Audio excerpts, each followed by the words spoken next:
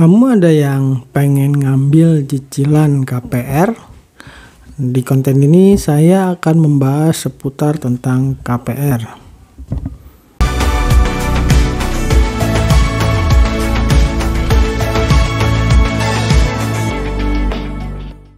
Halo, Haryo di sini. Ketemu lagi sama saya. Seperti biasa, saya akan membahas seputar investasi, pengelolaan keuangan, dan juga bisnis yang tujuannya untuk bisa bebas finansial.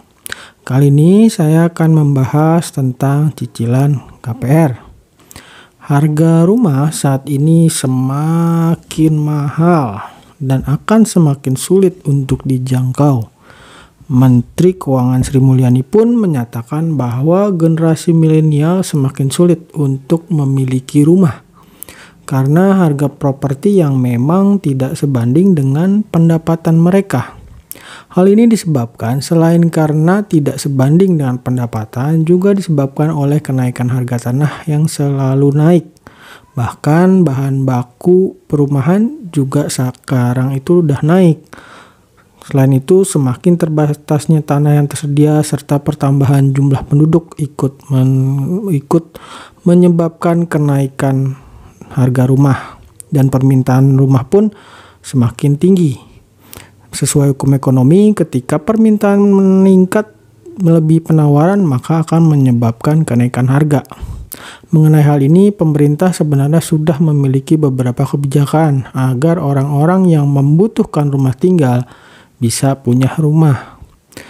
Di antaranya kebijakan itu antara lain program 1 juta rumah. Program ini dilaksanakan oleh Kementerian PUPR dengan menyediakan bantuan rumah layak huni serta prasarana, sarana, dan utilitas umum bagi masyarakat berpenghasilan rendah atau MBR. Program ini merupakan gerakan percepatan dan kolaborasi antara pemerintah dan para pelaku pembangun perumahan dalam menyediakan hunian yang layak bagi masyarakat Indonesia. Program 1 juta rumah ini memiliki keunggulan berupa DP hanya 1% dari total harga keseluruhan. Bandingkan dengan perumahan komersial yang mensyaratkan DP sebesar 20-30% dari total harga, sehingga membuat harga rumah komersial menjadi sulit untuk dijangkau. Bunga program 1 juta rumah ini juga hanya sebesar 5%, serta tenor yang bisa diambil pun menjadi cukup panjang, bisa sampai 20 tahun. Kebijakan kedua yaitu fasilitas likuiditas pembiayaan perumahan atau FLPP. FLPP merupakan skema pembiayaan KPR yang diberikan oleh pemerintah kepada MBR yang bekerja sama dengan perbankan di tanah air.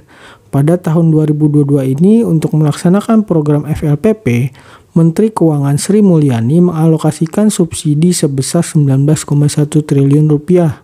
Anggaran tersebut akan memfasilitasi pembiayaan 200.000 unit rumah sepanjang tahun ini. Kebijakan ketiga yaitu program subsidi bantuan uang muka. Program ini merupakan skema subsidi pemerintah yang diberikan kepada masyarakat berpenghasilan rendah dalam rangka pemenuhan sebagian atau seluruh uang muka perolehan rumah.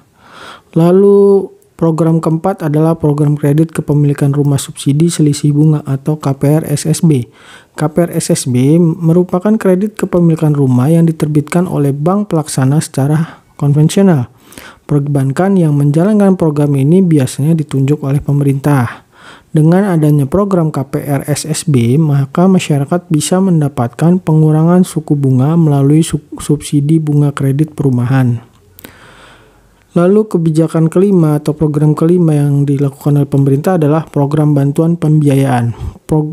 Pembiayaan perumahan berbasis tabungan atau BP2BT. Program ini adalah bantuan pemerintah yang diberikan kepada MBR yang telah mempunyai tabungan dalam rangka pemenuhan sebagian uang muka untuk perolehan rumah.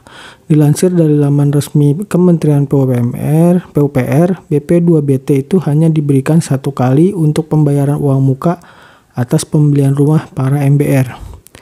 Program ini dinilai lebih menarik dibandingkan dengan program FLPP. Jika FLPP adalah subsidi suku bunga yang menjadikan bunga menjadi 5% selama tenor kreditnya, maka BP2BT merupakan pemberian bantuan hingga sebesar 40 juta. Dikarenakan outstanding kreditnya menjadi lebih kecil, maka besaran cicilannya pun menjadi tidak sebesar skema FLPP. Contohnya, kalau kamu beli rumah seharga 150 juta rupiah dengan skema BP2BT yang nilai 40 juta rupiah, sehingga outstanding kreditnya ya tinggal 110 juta rupiah. Program-program pemerintah ini bertujuan untuk mempermudah masyarakat dalam memiliki rumah, sehingga hal ini bisa menjadi alternatif bagi kamu yang memang ingin punya rumah. Dan bagi kamu yang memang berminat untuk memiliki rumah, baik melalui program pemerintah tersebut maupun dan KPR biasa, ada nih beberapa hal yang harus atau perlu kamu perhatikan. Yang pertama, perhatikan kondisi keuangan kamu dalam jangka panjang. Kebanyakan orang sangat menggebu-gebu ketika memutuskan membeli rumah, sehingga menjadi terburu-buru dan akibatnya kurang hati-hati dalam memilih rumah. Padahal beban cicilan itu baru berasa pas kamu membuat komitmen untuk ngambil KPR.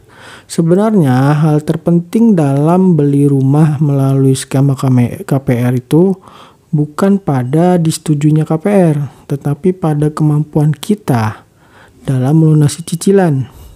Kamu perlu menganalisa sumber penghasilan kamu itu dari mana dan berapa besarnya, karena KPR merupakan komitmen jangka panjang dan bukan setahun atau 2 tahun, bahkan hingga belasan tahun, sehingga menyandera kondisi finansial kamu dalam jangka panjang. Kemudian kamu juga perlu menyiapkan mitigasi resiko kalau kamu kehilangan sumber penghasilan kamu. Misalnya, seperti pada saat pandemi kemarin, banyak orang yang kehilangan mata pencahariannya. Pertimbangkan juga biaya-biaya ketika kamu membeli rumah dengan skema KPR. Ada biaya provisi KPR, appraisal, pajak, jual beli, biaya notaris, pembuatan AJB, biaya cek sertifikat, BPHTB, dan balik nama. Bahkan biaya-biaya tersebut bisa mencapai 5% lebih dari harga rumah. Usahakan untuk menanyakan kepada pihak pengembang serta pihak bank mengenai biaya-biaya tersebut. Lalu kamu breakdown tuh semua pengeluaran yang perlu kamu siapkan. Yang kedua, hitung DP dan cicilannya. Saat ini Bank Indonesia sudah mengizinkan DP 0% bagi kepemilikan rumah pertama. Selain itu, banyak juga bank yang menawarkan DP KPR yang rendah. Tapi hati-hati kalau kamu memilih untuk KPR dengan DP yang rendah, karena memang sih DP yang rendah itu jadi sesuatu yang menggiurkan. Hal yang perlu kamu ketahui adalah semakin rendah DP, maka semakin tinggi jumlah pokok pinjamannya. Dan semakin tinggi jumlah pokok pinjaman akan menyebabkan semakin tinggi pula beban yang harus kamu bayarkan. Maka ujung-ujungnya total harga rumah yang harus kamu bayarkan ya semakin besar. Begitu juga ketika kamu pilih tenor yang sangat panjang. Ketika semakin lama tenor yang kamu pilih, maka semakin besar juga total harganya.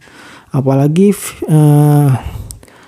fixed rate yang ditawarkan oleh bank itu umumnya hanya beberapa tahun aja. Sisanya menggunakan floating rate atau berubah-ubah mengikuti suku bunga acuannya.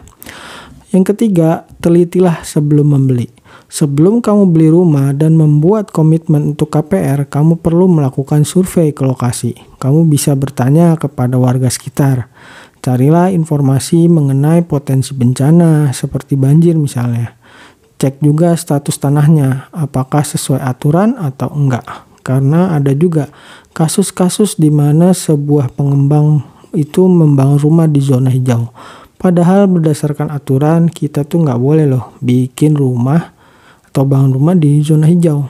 Periksa juga kondisi lingkungannya seperti kondisi tanahnya. Apakah tanahnya merupakan tanah lembek, dekat dengan aliran air, atau tanah bekas rawa, karena akan mempengaruhi ketahanan fondasi serta bangunannya. Hal lain yang perlu kamu periksa adalah status kepemilikan tanah dan sertifikatnya. Jika sudah bersertifikat, pastikan keaslian dari sertifikatnya. Jangan sampai kamu itu membeli rumah dengan sertifikat palsu atau sertifikatnya digandakan. Yang keempat yaitu kecocokan. Kamu perlu memeriksa lokasinya. Misalnya kamu memilih lokasi dengan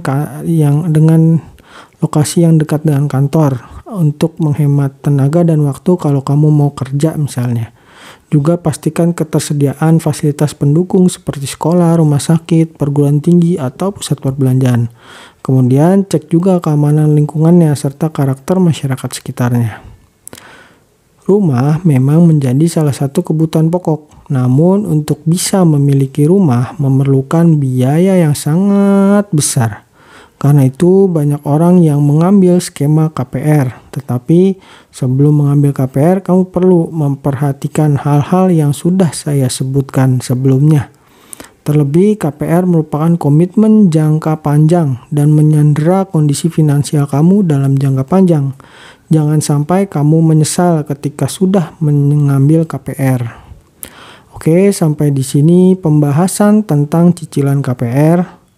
Sampai jumpa di konten berikutnya. Dah.